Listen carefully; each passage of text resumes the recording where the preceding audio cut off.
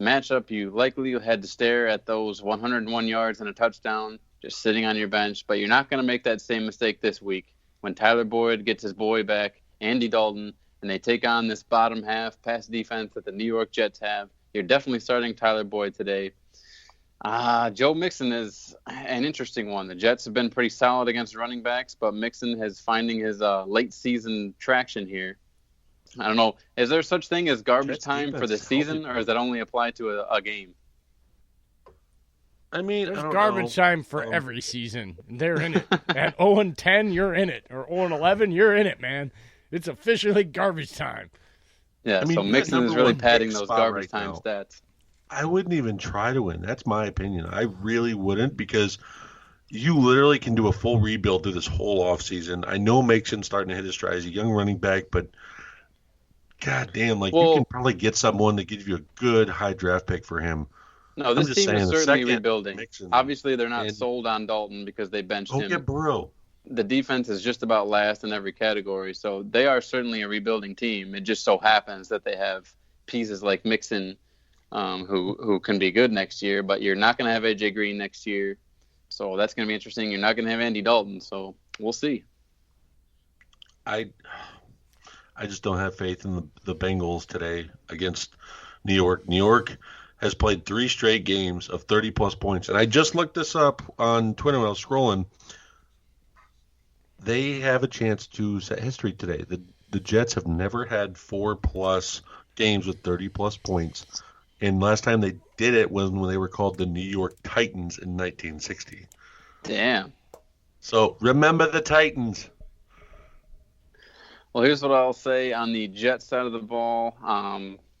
Cincinnati's defense is so weak, you could plug just about anyone in and get decent numbers, whether that's Crowder, Demaryius Thomas, or Robbie Anderson. I love you're going to back me up on this one. I love our boy Ryan Griffin this week. He should be just fine. I had to sit him, though. Oh, that's fair. I got Travis Kelce against Oakland's defense, man. Yeah. That's candy. What can you do there? But I do like Le'Veon Bell, especially the Cincinnati Bengals are giving up a healthy 22.6 points per game to the running back position. So you drafted Le'Veon fairly high this year. Most people in the first round, and he hasn't given you his Pittsburgh numbers, but if you're in a PPR league, you've been okay with Le'Veon Bell. He's been fine. Okay. I see a lot of screens and passes for Darnold to Le'Veon today. If you're desperate for a quarterback this week, go pick up Andy Dalton. The Bengals are going to win this one 35-30. The Red Rifle goes off in a 1-week resurgent, gets the Bungles off the schneid, and beats the New York Jets because they're flying high, high. It's not upset of the week because you have a winless team winning for the first time all season. It's not the upset of the week because the Jets are freaking terrible. They're one of the bottom 4 teams, not. bottom the last 3 games have been playing top ball for the season. They're freaking terrible, dude. They're terrible. That's why they're one of the bottom 3-4 teams.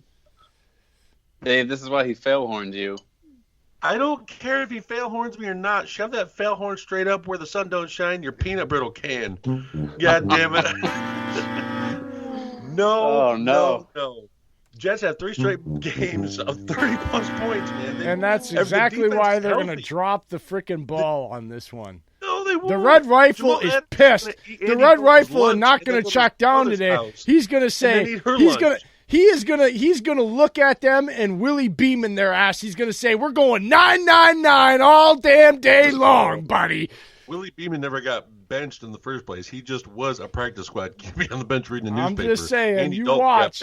Dalton's going to just cream it, man. He's going to just fire it. He's going to be out there. Every time he gets hits, he's going to get up. John, his face going to be all red. He's going to be all pissed off. Yeah, watch this. And then he's going to throw it again, and Boyd's going to be like, yeah, that's my dog. And he's going to go up there and snatch them 50-50 balls, and everybody's going to be going, what the hell happened to the Bengals? And then next week, they'll go out and they'll get shut out.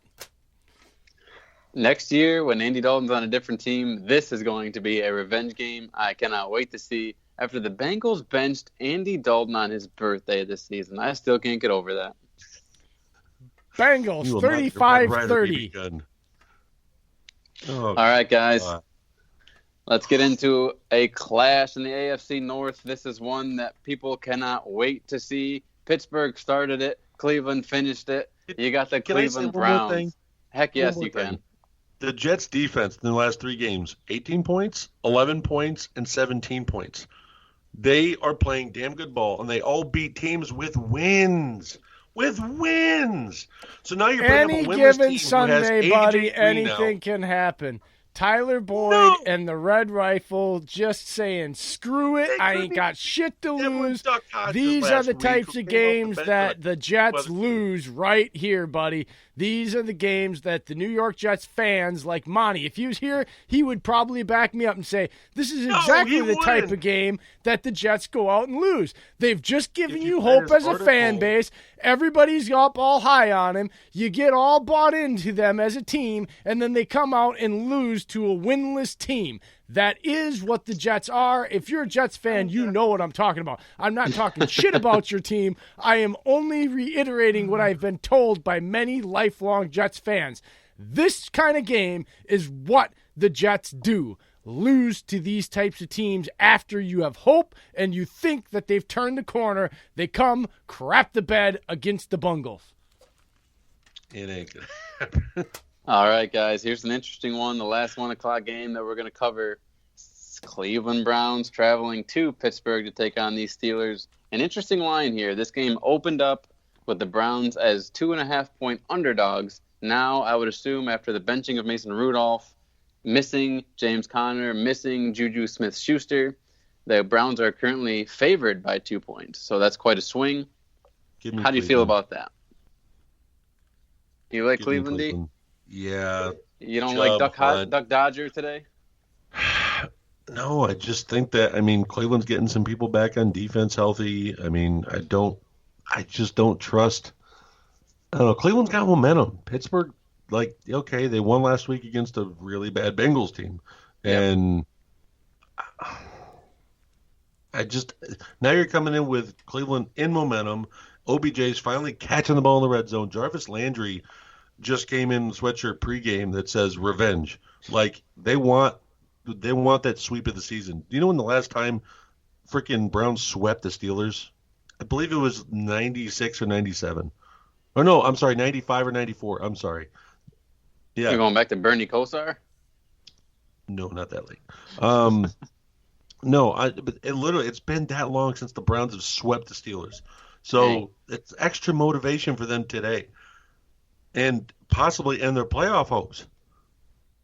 Yeah, that would be something, right? This is actually a pretty pivotal game for each team. What's the line on this game? Browns currently favored by 2, opened with them as 2-point underdogs.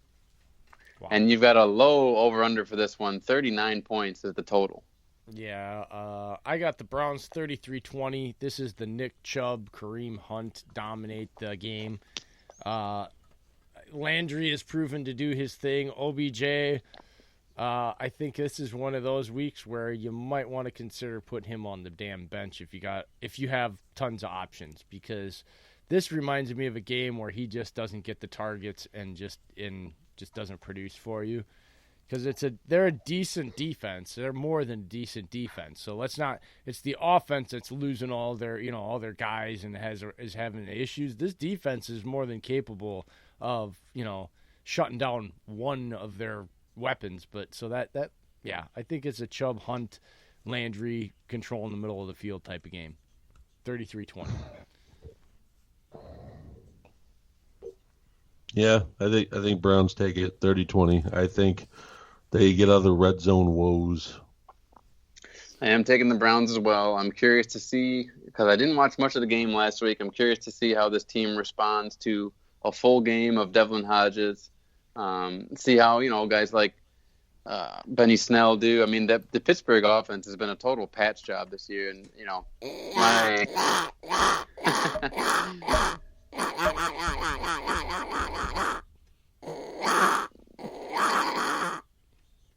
That's for dumb. Compliments to Mike Tomlin, who, lost Big Ben, had been dealing with the offseason nonsense between Le'Veon and Antonio Brown, and still somehow, some way, has this team in position to make a wild card. It's unreal. Moving into the 4 o'clock slate, finally, guys, we have the LA Rams traveling to Arizona in this matchup where we may not have Kyler Murray, depending on that little hamstring of his. So we'll see. Obviously, if Kyler's out, I'm taking the Rams. If Kyler's in, it's going to be a lot closer, but I'm still taking the Rams. Against Arizona, Kyler hamstring. Yeah, give me the Rams. I think not Todd Gurley. I think Daryl Richardson has 2 touchdowns on the day. Ooh, Daryl who? 14-13. Daryl Richardson out of Memphis. Henderson, you're right. Oh, yeah, my bad. Henderson, Richardson, tomato. Yeah, the Merster is pulling a duck swan here. They Mr. Miyagi, that hammy, he goes out there and they pull out the win 24-17. Divisional opponent, guys, come on. Rams are not playing their best football here at any facet of their team, and they just got their faces punched in. Yeah, they're not feeling very good of themselves. They have no swagger on this team this year. Yeah, I just feel like the Cardinals have more juice coming into this game than the Rams do, and it's a divisional opponent. If these guys were uncommon opponents, I'd definitely take the Rams. Being a division game, I mean, the Cardinals have had 2 very competitive games against the best team in this division in the 49ers. So, yeah, I think they can beat the Rams 24-17. Perhaps the sneakiest of all sneaky plays this week with Gerald Everett ruled out. For the LA Rams, Tyler Higbee, tight end, steps in as the full-time tight end. He's going to see plenty of snaps today. Arizona basically covers the tight end as if they're not even there. So I think Higbee gets 1, maybe even 2 touchdowns this week. That's my sneaky play. Obviously, Arizona is the worst team against fantasy quarterbacks, so Jared Goff, despite not having thrown a touchdown in the past, 5 games, should be just fine against these Cardinals on defense. I do like the Rams to get right, and they win this game. On the Cardinals side of the ball, I should mention real quick, Kenyon Drake seems to have usurped David Johnson as the lead back in Arizona, so I would not be playing already. Yeah, I would not be playing David Johnson, but if you do have Kenyon Drake, go ahead and throw him out there. 6 catches in the last 2 games, so that's a good floor for him. What about Christian Kirk? Would you play him? Christian Kirk will be all right, but man, Jalen Ramsey is sticky. He Just does not a quick like guys rabbit having good hole, games. since you brought it up on your own, Dillon. Is Johnson a part of that team next year? Yeah, I think so. I mean, we're just a couple seasons away from him being the number 1 running back in all of football. Running backs live or die all the time in 3 to 5 seasons.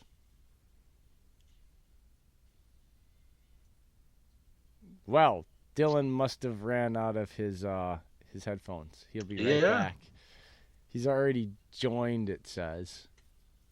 But I just went back and looked at Monty's preview there, Jay. Guess what? He picked the Jets. Yeah. Of course, because he has hope. What I was saying is that You if you just heard said me Monty speak, would pick against them. No, I said he would agree with what I was saying. I didn't say that he would necessarily pick. He would agree that what I was saying was absolutely on the ball about the overall what the Jets do. Doesn't mean that as a fan, doesn't mean as a fan you don't go ahead and pick your team, because I mean, what the hell? Like, it's really hard for even us to pick against the Packers most of the time. But that doesn't mean that we couldn't recognize if somebody was saying what I was saying about their MO and losing games. You'd be like, yeah, but I'm still taking the Packers. Monty would agree with what I said. Doesn't mean that he still wouldn't say, yeah, but I'm still taking the Jets, because I hope, keyword, that they do the right thing. Would I be surprised if they did what Jay said? No. That's what I would expect Monty to say. Yeah. Back to David Johnson. I think injuries have really hampered him this season, but he's got great hands. He's a former receiver in college. I think he's good for the system that they run in Arizona, so I do expect him to be back next season. Moving into another matchup, we have the Oakland Raiders traveling to Kansas City to take on these Chiefs, who today will be without their running back, Damian Williams. Hopefully, if you have Damian Williams, you took the time to check out if LaShawn McCoy or Darrell Williams were available in your league. Both of those guys should be pretty productive today against an Oakland Raiders defense that has several holes. I mean, they've been playing well here and there, but for the most part, they're